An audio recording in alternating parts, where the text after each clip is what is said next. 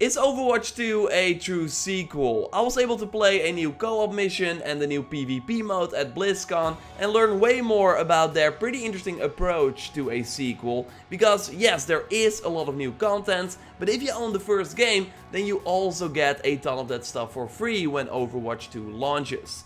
I will tell you everything you need to know in this video. Would of course be awesome if you could leave a like on the video, because it really helps the channel out. And let's go. I really like the characters and the world of Overwatch, and while I can totally be in the mood for some PvP, I'm more a fan of story content and fighting NPCs. And the world of Overwatch was just screaming for content like that. In the cinematics they released, you saw that there was way more going on than the 6v6 PvP battles, but you could never really experience that inside the game. Well, with Overwatch 2 that changes, because this game has a big story mode. So expect cutscenes where you see the characters interact with each other. Okay, they don't look as good as the cinematics, but it's still some quality stuff. I was overall really impressed by the quality of this first story mission, where you go to Rio and meet Lucio. Every story mission will start with a big cutscene, and then after that you pick one of the heroes. And good to note is that for these story missions you can only choose out of a handful of pre-selected heroes. Like for the first mission we could only pick Mei, Reinhardt, Tracer and Lucio, because they play a central role in the mission. Every time you go from gameplay to a cutscene, you see those heroes interact with each other, do special moves, and that is really what these story missions are about. They are scripted missions about a few heroes. So by limiting the amount of heroes that you can pick, they can really make sure that the mission is about these heroes and that the cutscenes make sense with the gameplay. Although Blizzard did note that they might want to give you more choices instead of the 4 heroes, so maybe that you can select out of 6 or 7 heroes for a story mission. But don't worry, you also have the hero missions, with less of a story but more a focus on replayability, and here you can select any of the heroes and then travel to any of the locations from Overwatch 1.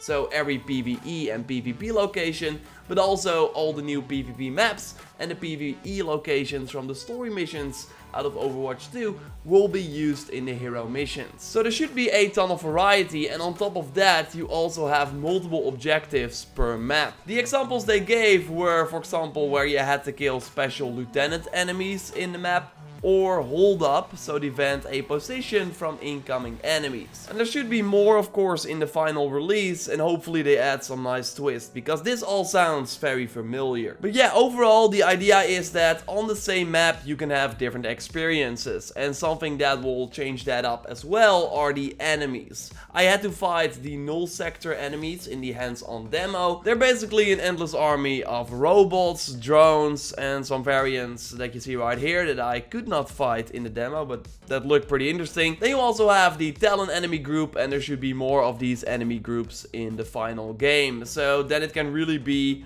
go to a map, maybe you've done that map many times before, but now the objective is different, or now the enemies that you encounter are different. So that way they want to make sure that you can play the PvE component for a long time, and they also want to support that a lot after launch. Like every time a new PvP map releases or a new story mission, then that map should also be added to the hero missions. The same goes for the new heroes, of course, although that might be a little bit more complicated, because every time at the end of a hero or story mission you can level up your heroes, and this is where the progression system comes in. They are now only talking about the talent system, but that should just be a small part of the overall customization we should expect, and they really want to make sure that you can make your own builds with the characters and think of different combos and change that up for the different objectives. The talent system is basically a way to change effects of familiar abilities and let them behave differently. Like I was Mei, for example, who can now freeze the enemies after going in the cryo freeze. So instead of using it as a way to get health back and become immune to incoming damage, I now used it more to instantly freeze enemies. So I would go in the cryo freeze for 1 second and then immediately went back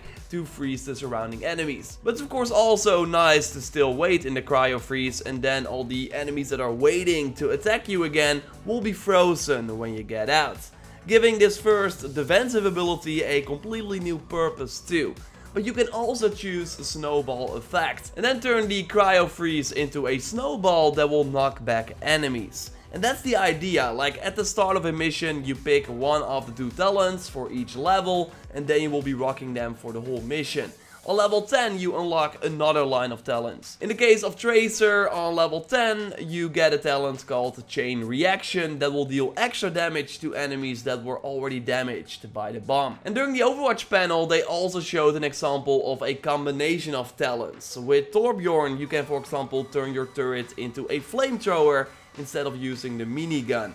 And you can also, with another talent, place up to 3 turrets instead of 1. So if you then have both talents active at the same time, then you got 3 turrets that all have a flamethrower and can then use them onto one target. Looks pretty powerful indeed, and good to note, by the way, is that these talents and upgrades are only for the PvE, so not for the PvP, because that would of course be a balancing nightmare. But yeah, going back to what I said earlier, this does mean that when they add a hero, they also have to think of all the talents and the other ways you can customize the hero. So that's why I would not be surprised if they added a hero first to the PvP and then later to the PvE, because the PvE of course requires way more work. They were still figuring it out of course, but would not be surprised if that was the case. So yes, the more you play the PvE, the stronger your heroes become. So I was curious if there was at one point still challenging content to look forward to, because the hero missions seem to be pretty random. Like you can play multiple objectives in every map against different enemies. So yeah, that seems to be on the same difficulty all the time. But Blizzard assured me that they want to make sure that there will always be challenging content, but not sure how they will do it. Maybe with difficulties for the hero missions, but I hope we also have like special max level challenges or like big boss raid encounters that you can only do with maxed out heroes. But again, they weren't ready to talk about it yet. What I hope though is that the customization goes way deeper than the talent system. Again, they have more systems in the work, but I really hope they add some drastic changes to the heroes. Because right now, if you already played Overwatch a lot and jump into this PvE mode, then it just feels way too familiar. Like already during the 25-minute demo, my 3 abilities and 2 fire options got old extremely fast, and the not so interesting encounters did not really help with that too. Because the structure of the mission was mostly kill all the incoming enemies and then move to the next location to do the same. Only really the final sequence had some much needed variety, where we had to destroy a generator, fight off a special null sector robot, and then leave a ship that was getting destroyed. Like the world and the spectacle of the attack on Rio was really well realized, but fingers crossed that the other story missions do more interesting things to change the gameplay up. It was of course just the first mission, but yeah, I just hope to see more different things in future story content. One thing that really helped and that I want to see more of are the items that you can collect, that basically add a new ability for the duration of a mission.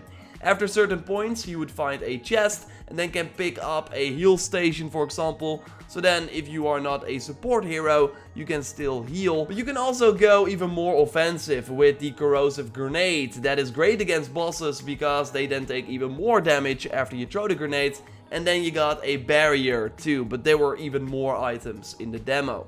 It all has a pretty long cooldown, but it was still a nice extra addition to the regular Overwatch gameplay. You were now thinking, hey, when do I use this grenade? While normally if you play that hero in the PvP mode, you don't think of such thing. But that is also the struggle with this game. It does not want to change that much, but also wants to be a sequel. Especially in the PvP, this is very noticeable because all the new engine upgrades, the new PvP maps, the new heroes and the new push modes, that is pretty fun by the way, because both teams have the same objective. They need to make sure that the robot pushes the barricade to the enemy side of the map. But yeah, this mode will also be free for everyone who's playing the first game. So you could basically say if you have no interest in the PvE mode, then you can just continue to play Overwatch 1 and have a big free content update when Overwatch 2 launches.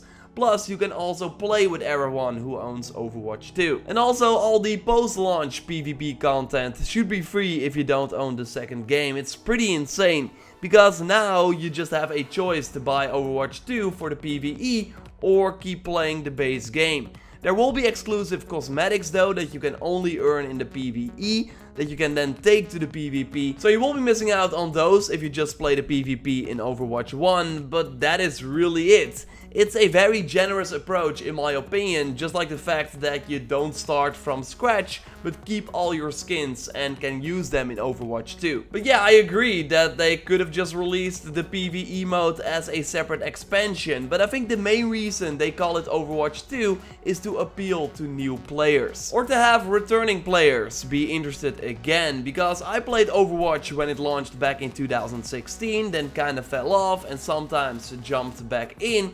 But overall, I kind of lost interest, and I think many people with me, especially on the console. You just don't hear a lot of people talk about this game anymore, but with the Overwatch 2 announcement, they got my attention again, and having all this new content on one day, including a pretty deep PvE mode, according to their promises, we have to of course wait and see how it all shakes out. And now I'm totally interested in jumping back in when Overwatch 2 releases, while an expansion to the 2016 game would be way less appealing. They also upgraded the looks of the characters and the UI. For example, you now see a character icon of who you are healing if you play Mercy or Zenyatta, for example. Things again that Overwatch 1 players will get too, but it does show you that they're adding and changing more than just a PvE mode. It's really too soon to say though if Overwatch 2 will be the complete package. On paper it does sound interesting, but if there are just a few story missions and the hero missions get boring real quick because of the lack of variety, then it will be a hard sell if you already own the first game. But then you still get a ton of content for free, so I don't see a problem. The only problem there really is that the live service of the regular Overwatch will be pretty bare bones until Overwatch 2 releases, because they're really holding almost everything for when the next game comes out. Especially since it will take some time before this game releases. Next year they will talk about Overwatch 2 again, that much is already confirmed. Basically saying that we should not expect a release date before November 2020. My bet is a spring 2021 release, but really this is Blizzard, so they will just take all the necessary time until they are satisfied. I'm at least interested in Overwatch again because of that PvE component that is more up my alley, and I was also able to watch the Overwatch League live, and that was wild. Like, I never really watch esports, but thanks to the insane crowd it was an amazing experience, and that makes me kind of want to play the game again and maybe already earn some skins that will then also be usable in Overwatch 2. I will keep an eye on the sequel for sure, so subscribe for more content, like the video to support the channel, and check out my big video on Diablo 4 and my hands-on impressions and things I learned about that game. For now though, I will speak to you next time, and goodbye.